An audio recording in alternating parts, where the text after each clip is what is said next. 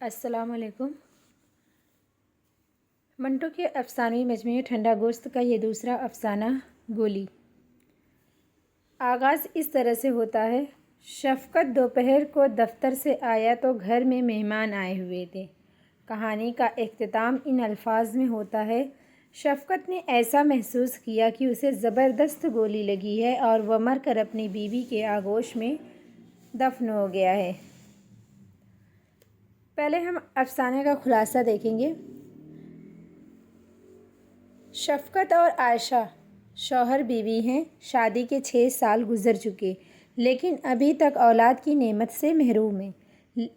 دونوں کی زندگی میں خوشی ہے۔ شفقت جب دفتر سے آیا تو اس کی بیوی نے بتایا کہ عزیز صاحب کی بیوی اور ان کی لڑکیاں آئی ہیں جو افریقہ میں رہتے تھے۔ عزیز صاحب کی 2 لڑکیاں تھیں، نگہت اور طلعت۔ نگہت بڑی تھی جو فالج زدہ اپاہج لڑکی ہے۔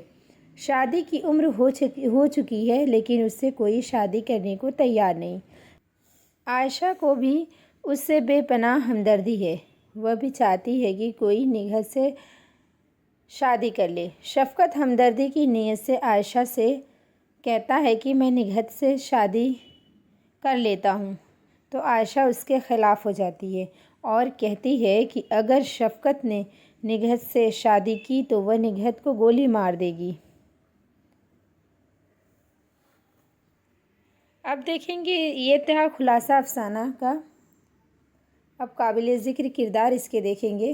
شفقت جو شوہر ہے عائشہ کا، عائشہ بیوی ہے شفقت کی۔ نگہت اور طلعت دونوں بہنیں ہیں۔ نگہت اپاہج لڑکی ہے جس سے شفقت شادی کرنے کو تیار ہوتا ہے۔ افسانہ کا خلاصہ یہاں ختم ہوا۔ اللہ حافظ۔